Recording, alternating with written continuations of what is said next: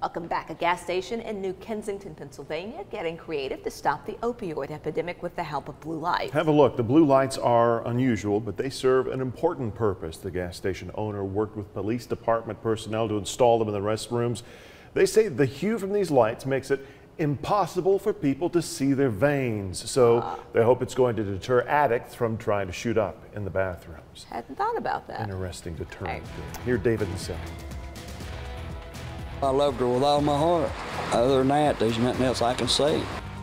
A man loses his wife in a freak accident in Bradley County. More than a dozen bombs were found inside a couple's truck and home in Trenton today. Hear from a neighbor who knew nothing about the weapons next door. And the glass on the Holmberg Bridge will soon become all stainless steel. We're live with how the City Council plans to move forward with this project.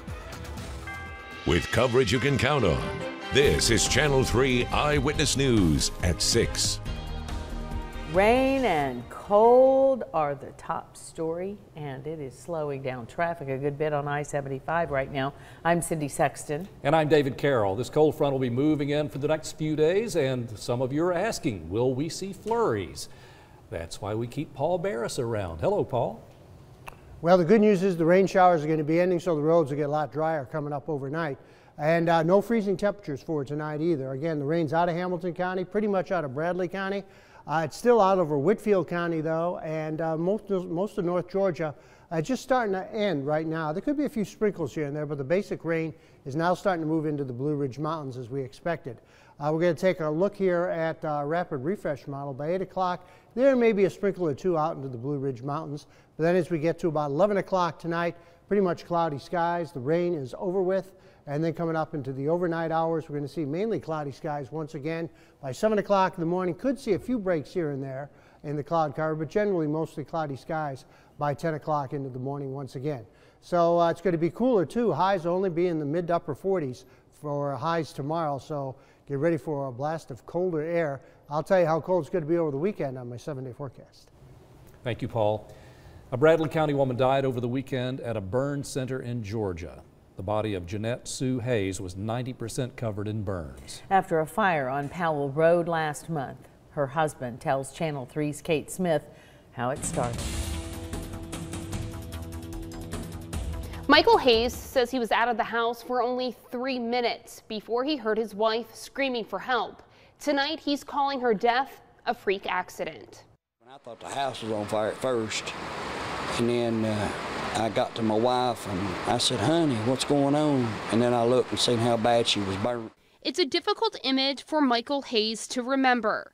He says his wife did it all the time. It was her trick to prevent clothes from tearing. She was putting her clothes on and she had a string that come unraveled from somewhere, and she took a cigarette lighter to burn it off. In seconds, her clothes were engulfed in flames. Emergency crews swarmed their front yard before she was airlifted to a burn unit. Right before she stepped on the ambulance bed that she loved me forever and she'd see me when she got out of the hospital. And I told her not to worry about that I would get her the best help I could get her. Michael knows the next few months will be difficult ones, but he's counting on the memories made over the last 9 years to get him through. Everything. I mean, they was, of course, all relationships, we've had good days and bad days, but I loved everything about that woman. Funeral arrangements for Jeanette Hayes are scheduled for later this week. Bradley County fire officials remind people to never put fire on any part of your body or clothing. In the studio, Kate Smith, Channel 3 Eyewitness News. Thank you, Kate. Investigators are still trying to figure out what a Dade County couple planned to do with more than a dozen homemade pipe bombs. 56-year-old Robert York and 36-year-old Tashina Bates are each charged with 13 felony counts of possessing explosives. And this all happened after a traffic stop at Circle K in Trenton last night. That's where police found 3 of the bombs. Investigators found the rest of them at York's home on Pee Wee Street. But I don't know, it's kind of scary when you're living right there in the neighborhood and there's kids all around. We've got kids all up down the street and the street next, one next to it. All 13 of the devices were detonated at a firing range by the GBI, and both are in jail without bond.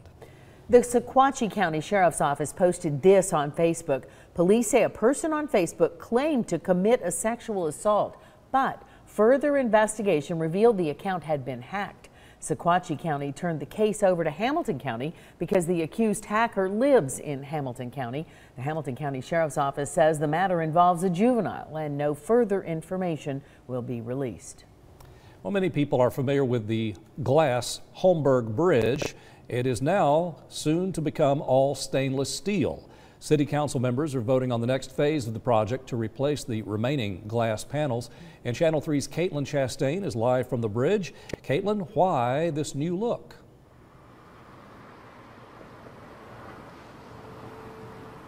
Well, David, the new look would be the stainless steel I'm standing on now would replace all the panels across the bridge simply because the panels keep breaking and city leaders are having to repair those panels, costing taxpayers a pretty penny. So city leaders say that the change is necessary. However, some visitors say they hate to see the bridge go.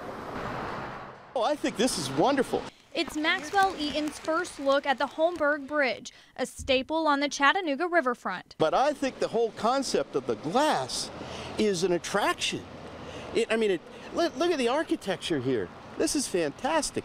It was a really nice artistic approach to a neat feature in the city. But the price of art is high, especially when it continues to break. Since 2009, more than half of the glass panels have been replaced. That's nearly $270,000 in repairs, all paid for by taxpayers. So the bridge just really wasn't a sustainable option as a glass bridge. Most glass bridges are in controlled environments, like indoors or on observation decks. When this $1.6 million bridge was built, some factors slipped through the cracks, such as the amount of foot traffic, impact from weather, and bicycles, all which caused damage. So I don't know that anyone would have known that that the bridge would have been susceptible to this, to the breakage that we've seen. So now the City Council will vote on pouring $540,000 additional dollars into switching out all those glass panels for this. That's a graded stainless steel and slip resistant. Public Works Administrator Justin Holland says the initial cost is high, but the city will save money on repairs. Eaton, who is only visiting Chattanooga, says the cost of the bridge is irrelevant to him, but hates to see it go. But I don't pay taxes here either, so I don't know how that fits into the whole subject. A metal bridge is a metal bridge. But this glass says, hey, come on over. You got to see the other side. The change may not be as eye-catching, but Holland says it's change that will last. I think it'll be a great bridge for a long time. Now, a Chattanooga-based company designed this glass bridge. We reached out to them to see why these factors weren't considered when the bridge originally went in. They did not respond to us for comment just yet. That same company will also be putting in the stainless steel grates across the bridge as well. Now, we're not clear how long the bridge will take to have all the panels replaced, but we're told if the vote passes, it's slated to start in March. Reporting live in downtown Chattanooga, Caitlin Chastain, Channel 3 Eyewitness News. Thank you, Caitlin. Wonder if Maxwell Eaton knows there's an opening for tourism director. I think he would be a leading contender. He's got the enthusiasm for sure. Well, coming up next on Eyewitness News at 6, flu season is in full swing. We'll tell you which flu strain this year's vaccine protects against and what's left unprotected. And as we go into break, the phone lines are still open right here at Channel 3. The food bank is accepting donations, asking for just $3 to help kick-start our Share Your Christmas Food Drive on Friday. Volunteers will answer your calls for the next 30 minutes. 266-LIVE, that's 266-5483. Right now, we've raised more than $2,000. Of course, Friday is our 33rd annual Share Your Christmas. We'll be there to accept your donations from 4:30 in the morning until 6 in the evening in Dalton, Cleveland, and at the First Tennessee Pavilion. We'll be right back.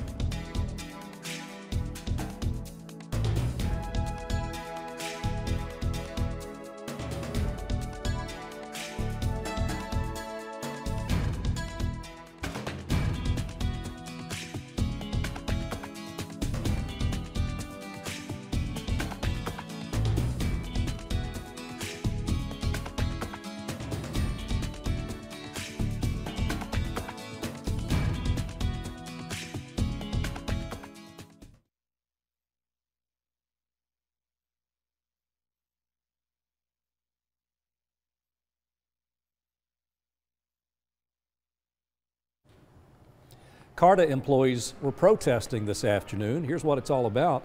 Workers claim that drivers are being forced to, in their words, work overtime beyond their physical limits.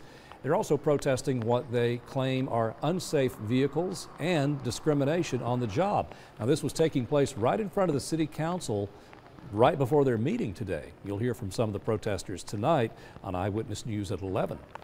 Across the country, officials say the flu virus is spreading fast, and this year it could be more severe than in previous years. The good news is the number of flu cases is about right where it should be with the numbers this time of year. The CDC says 4 states currently have widespread flu activity, and one of those is Georgia. That's why health officials don't want residents in the Tennessee Valley to let their guard down. But I don't want anybody to fall into the false sense of security that just because we aren't seeing large numbers that they really don't need to worry about flu, because they do. Children and seniors and people with existing medical conditions are most at risk. Officials say our region is still early in the flu season. In the southeast, we typically hit the peak in late January or early February. Still to come here at 6, we're taking a closer look at the Georgia mandatory reporting law. Charges were dropped against a North Georgia coach. And yes, we've been spoiled in recent days, but it's starting to feel like December. We're looking at temperatures in the 20s on some of our weekend mornings ahead. Paul Barris has the forecast in just a few moments.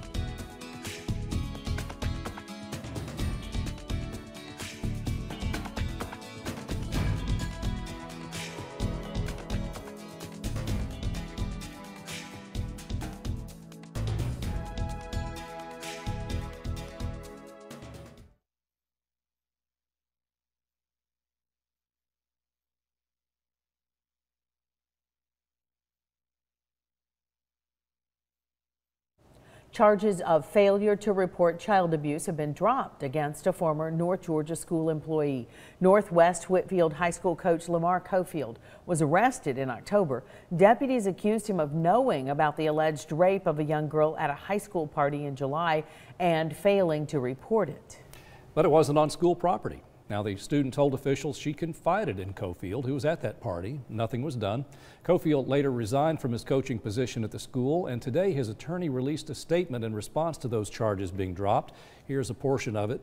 We are pleased that the criminal charges against Mr. Cofield have been dismissed. He has denied the accusation from the beginning, so this is a very happy day for him. You can see the full statement on our website. Now tonight we look into Georgia's mandatory reporter law that requires teachers to report suspected abuse only if the victim is a student or the abuse is reported to them at school. Channel 3's Natalie Potts reports on the law.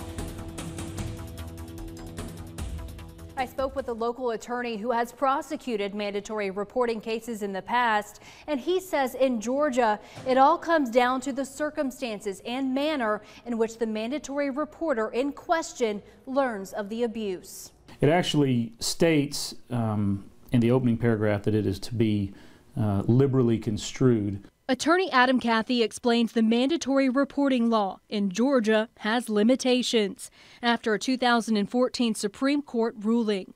That case involved a teacher accused of failing to report abuse of a former student who was not attending school at the time she disclosed the alleged abuse. The Supreme Court of Georgia in May versus State 2014 Supreme Court case found that the statute in question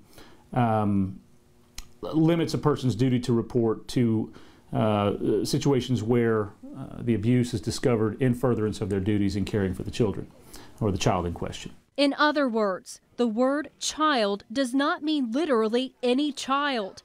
Instead, the statutory obligation to report the abuse of a child only applies to children the mandatory reporter cares for as a part of their job.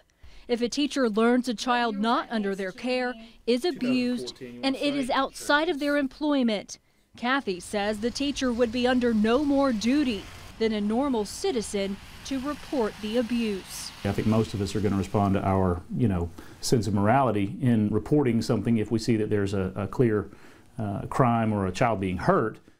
District Attorney Burt Poston tells us a bill that would have closed what prosecutors consider to be a loophole failed to move out of committee last legislative session. He expects the issue to come back up in this legislative session, which begins in January. In the studio, Natalie Potts, Channel 3 Eyewitness News. Tennessee's law mandates any person who has knowledge of physical or mental harm to a child must report the abuse. The law says a child is a person under 18 years. Now, time to check in with Chief Meteorologist Paul Barris. Paul, some of our friends to the west of us say the cold weather has arrived and they're telling us it's on the way. Yeah, it's coming. It's coming for sure, especially to the northwest. We're going to track this cold air as we put this into motion. This is what the air is like at about 5,000 feet. This purple indicating some very, very cold air, well below zero. So that about the 6th of the month, which is just in a few days, the real cold air is already spreading in. By the 9th of the month, this is Saturday, it's going to be spreading over the east. And look at this big dip down towards us, probably around the 11th. And then by the 13th, again, a big blast of cold air continues, moving all the way down. And we're just on the edge of it, so we're not getting the full effect of this super-duper cold air that's to the north of us. But we are going to see some of the coldest temperatures we've seen so far this year, especially for highs. Now, as far as the rain goes, heaviest rain is pushed well to the east of us. It's over in Hamilton County. It's over in Bradley County. It's over in Catoosa, Walker, and Dade County, pretty much. It's still over Whitfield County, though, and points east all the way into the Blue Ridge Mountains, but it'll gradually end over the next couple hours or so. This rain spreads out. It's a big area of rain all the way up from New England and up towards Canada, all the way down to the Gulf of Mexico. Powerful cold front. Lots of clouds with it, too, so we're going to stick with the cloudiness through tonight and through much of tomorrow. 57 currently in the city. Temperatures holding steady, but look at Altamont, like David said. 39 already, 54 Cleveland, 52 Athens, 52 Blue Ridge, 51 in Murphy. The winds are calm right now. 60 and 57 the high and the low for today. And about almost 9/10 of an inch of rain fell at the airport. We had reports of over an inch of rain south of the city. Dalton, Chatsworth, Fort, Mountain, Blue Ridge all had 1.1 inches of rain. Varnell. And about 1.4 up in Mowbray Mountain. 1.7 though, Signal Mountain, 1.5 inch Red Bank. 1.3 Lakeside, an inch out near Cleveland. 1.1 up on Lookout Mountain, Trenton, about 7/10 of an inch. And then we had 1.5 Spring City, 1.4 Dunlap, 1.2 Cagle Mountain and Colmont, about 1.4. Over an inch in Jasper, about an inch in Athens, an inch in Turtletown, and not quite an inch in Murphy, but they may get it before it's over with. It's not over in Murphy. Latest fire forecast shows tomorrow morning all the rain off to the east. Another cold front moves in, and the cool air dives on down. Wind's not too strong, though, so we're not going to have much of a wind chill at all. Clouds are going to be on our edge, especially south of the city. A little bit of blue starting to form here Friday morning, right over the central part of Georgia between Atlanta and Macon. You may get a little bit of snow, believe it or not. And then coming up on Saturday in the morning, again, hopefully we'll get some partly cloudy skies in here, and that'll help us smile a little more. The sun shines, everybody smiles more. Tonight, 36, and the showers ending. For tomorrow, 48, plenty of clouds, northerly winds, and some more clouds tomorrow night with 35. 7-day forecast, 47 on Thursday, only 42 on Friday, with lows near 30 in the city, but it'll be 20s elsewhere. And then we get into the mid-20s Saturday morning all over the place, and probably down to near 20. And if the clouds hang around, we'll probably only get down to about 20 in the outlying areas. But then 28 and 45 Sunday and 25 and 50 on Monday, and maybe a little wintry mix next Tuesday. So the colder is going to get colder and colder, slowly but surely. All right. We're ready for it, okay. Sort of. Thanks, Paul. Okay. Paul Shaheen joins us next with sports. We're ready for that, too. We'll be right back.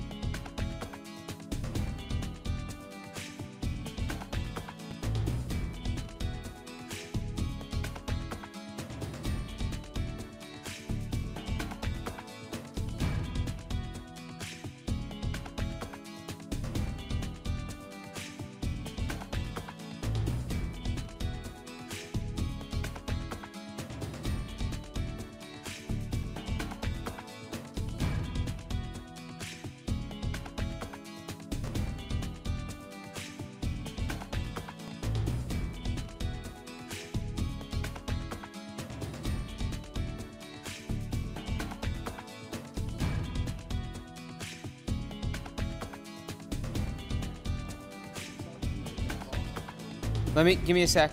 Mic check, 1, 2, 3.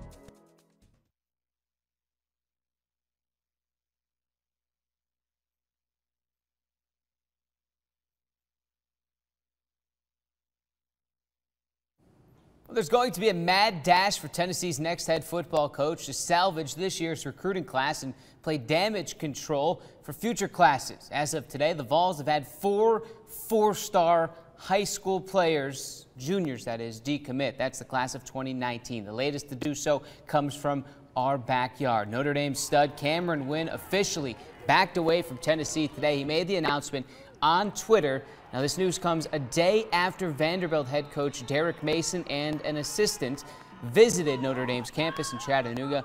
Wynn has offers from Tennessee, Vanderbilt, Ole Miss, FAU, and Texas San Antonio. Expect that list to grow during his senior season.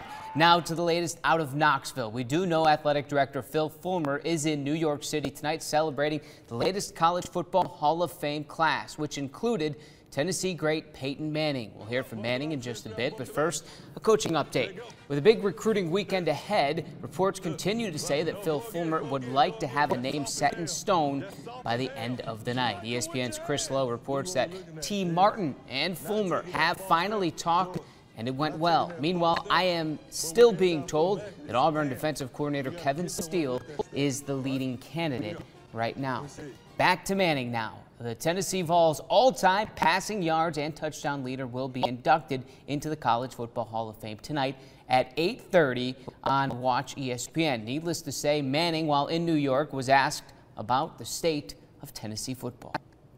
It's been a difficult time, but I know what Tennessee is capable of being. It's what it was when I was in school there, and I've been a devout supporter and always will be. And look forward to hopefully getting it back to where it was back when I was in school. It was a great place.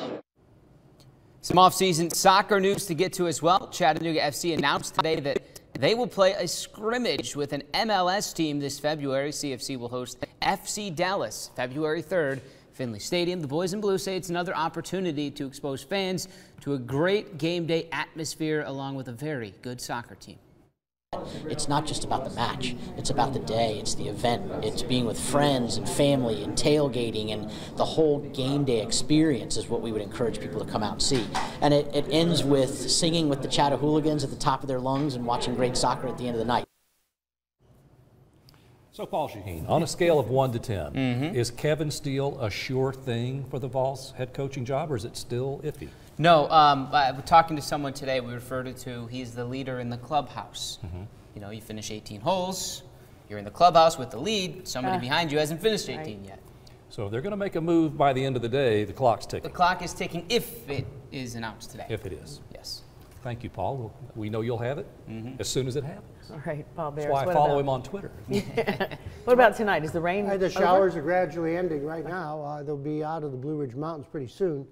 It's going to be about 49 at 9, and by midnight about 46. So not outrageously cold yet, but it's coming.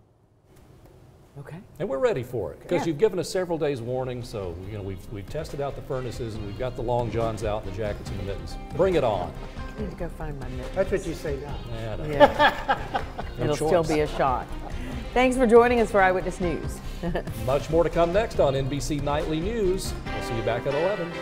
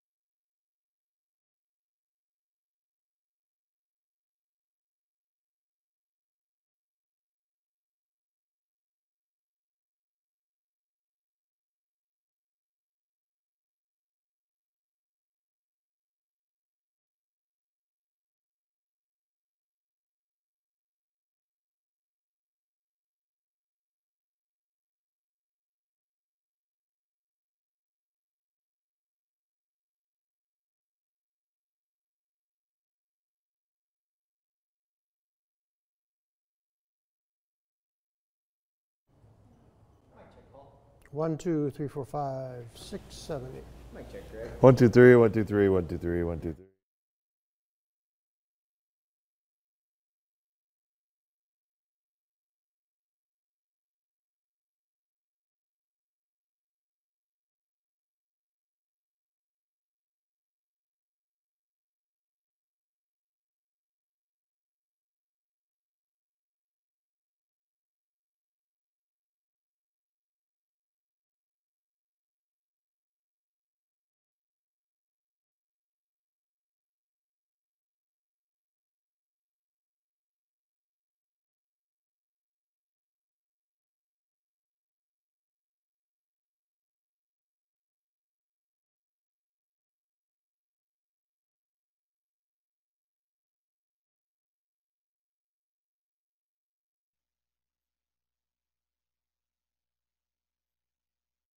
North Shore neighbors turn out to oppose plans for a high-rise hotel, and renovating the Holmberg Glass Bridge could cost tax.